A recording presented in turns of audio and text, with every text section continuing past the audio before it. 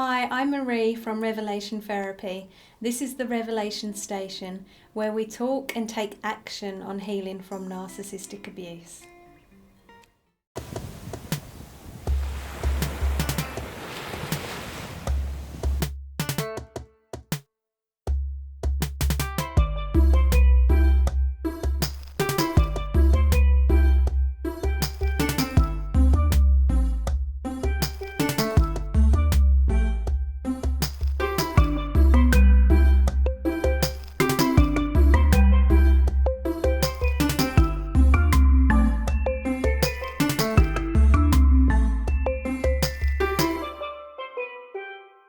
Healing from narcissistic abuse is quite complex because narcissistic abuse itself is complex, and so the healing doesn't happen overnight. And for me, it took a really long time because I just simply didn't have a clue what I was doing. I didn't know what steps to take.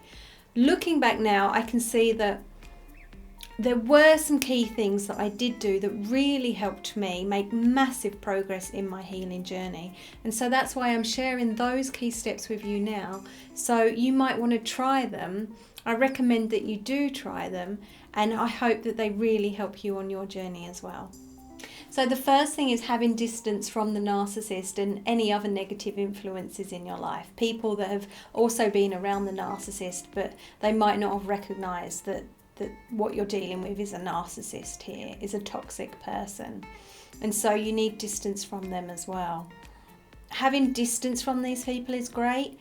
If you can go no contact or low contact, then even better. But it runs deeper than that, because I went no contact with the first narcissist I dated, but I was still thinking about them all the time. I still felt like I had like an addiction to them and a real pull in their direction. And so going no contact wasn't enough. It was really when I went no energy. So I took my focus completely off of them and I turned it to myself. That's when I made my biggest breakthrough. And that's when I really felt like I was on my way to healing from narcissistic abuse. The second step, I'm so passionate about it because it took me so long to actually do this, but when I did, I made such big breakthroughs in quite a short amount of time, and that is committing to healing from narcissistic abuse. If you want to do something, achieve something in your life, you really have to commit to it and say, I am going to heal from narcissistic abuse.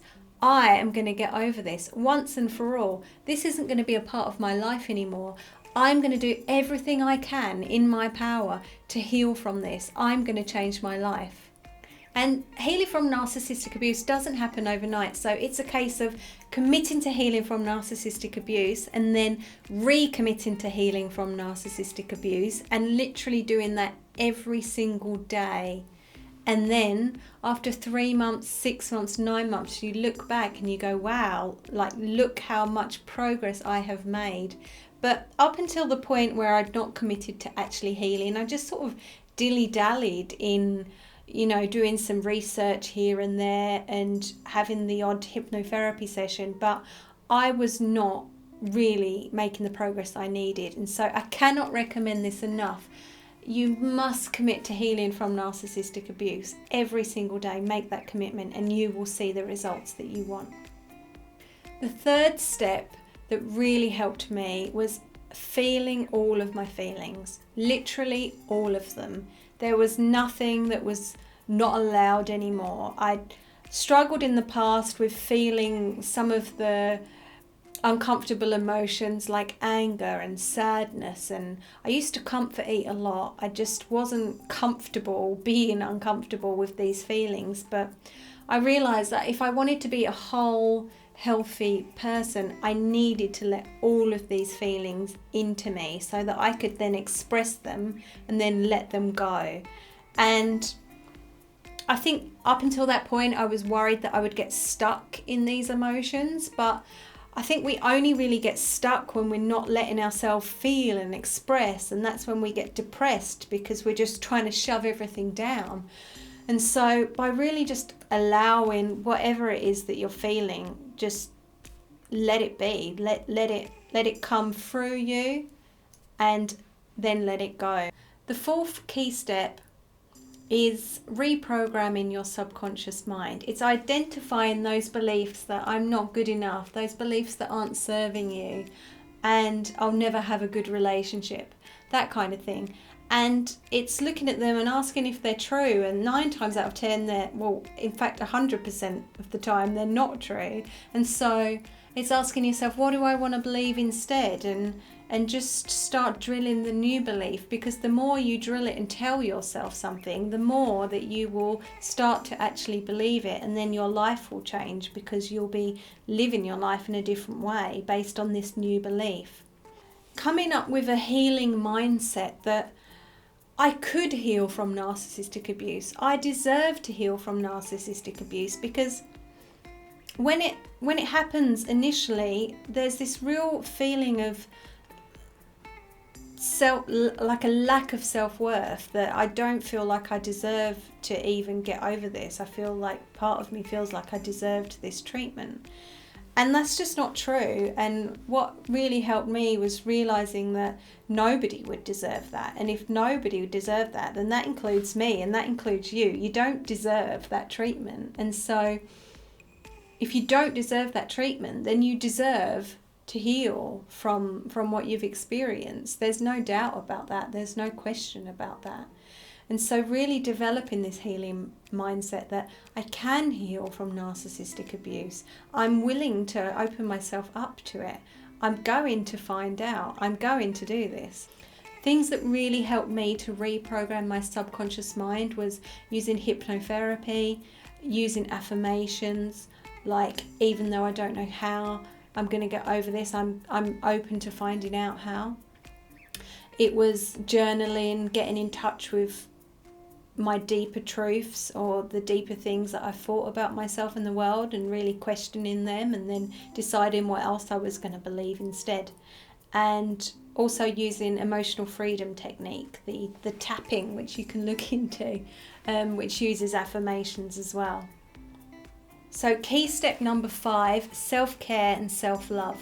It's developing a self-care routine. And for me at the beginning, it was so basic, because after the initial relationship had ended with the narcissist, I really struggled with my energy levels. And so it was literally developing a very basic self-care routine where I got up, I went to work, I had a shower, I got changed into some work clothes, and I fed myself 3 times a day, and that was it.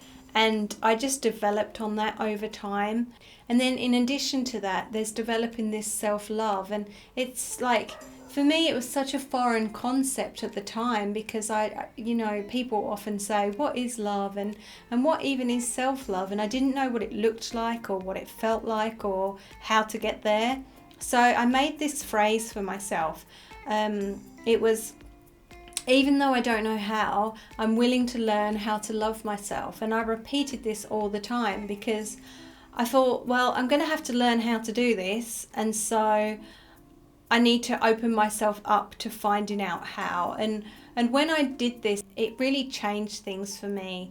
I started realizing that self-love for me was the intention behind the actions I was taking. And it might look like leaving a party if I felt like, I just didn't want to be there at that time. And so rather than, make it something about me, or there must be something wrong with me, I would just stick by what I was feeling 100%, and I would back myself and accept whatever I was feeling, and just really try and be a support to myself, and develop these feelings of acceptance and support, and nurturing myself, and filling my own needs, so I wasn't looking outside for someone to do that for me. So what ways can you develop your self-care practice, and what ways can you develop your self-love practice? How can you learn to love yourself? What does that look like for you? And it is a strange concept. So just allow yourself to be open to finding out how. You don't need all the answers straight away. The 6th key step is redesigning your life. And I love this step, because so much of narcissistic abuse and healing from it is really dreary, and it's, You know, it's not glamorous, but redesigning your life is where you get to decide, what do you want your future to look like? If you date again, what type of person do you want to date? What are your passions? What do you love to do? When you take the narcissist out of your life, what are you going to put in your life instead that's going to fill that gap? Because the narcissist takes so much of our time and energy. When we let them go, we've got that energy to now think about, what do I want? What do I want in my life? What do I want to do? Where do I want to go? Maybe you want to take a trip somewhere. You can start planning that, or think about the things that you enjoyed when you were younger, and pick up a hobby that you used to do, or start a new hobby. And there's just limitless ways that you can create the life of your dreams. So really get into this one and think about what you want in your life. How do you want your life to look like? And start creating it. I really hope that these key steps have helped you in some way. If they have, leave a comment below or send me a message and let me know. I made a more complete list of healing steps to take to get over and completely transform your life after narcissistic abuse. If you want to get hold of the healing checklist, I'll leave the link in the description below so that you can grab yourself a copy. So until next week, I want to wish you all the best on your healing journey. And I'll see you in the next video. Thank you for watching. If you like this video, give it a thumbs up and be sure to subscribe so that you're notified every time I upload a new weekly video. If you head on over to revelationtherapy.com, I've also created a few free resources for you to help you on your healing journey. There's currently a free workbook and a checklist, and I'm adding to those all the time. So be sure to check those out. I'll leave the link in the description below. And if you have any questions at all, you can find me on most social media channels at Revelation Therapy. For now, sending you so many positivities to help you on your healing journey, and I'll see you in the next video. Take care. Harder than I thought. I don't know how you're going to edit this. Waffle pants. No, why am I rambling so much? That's probably too long. Sorry. I think that's enough. Surely that's enough. I've had enough of the intro. Surely one of those intros is good enough. That was quite good, but then I didn't make the most of it. I reckon that'll do. Oh, I've lost the feeling in my foot.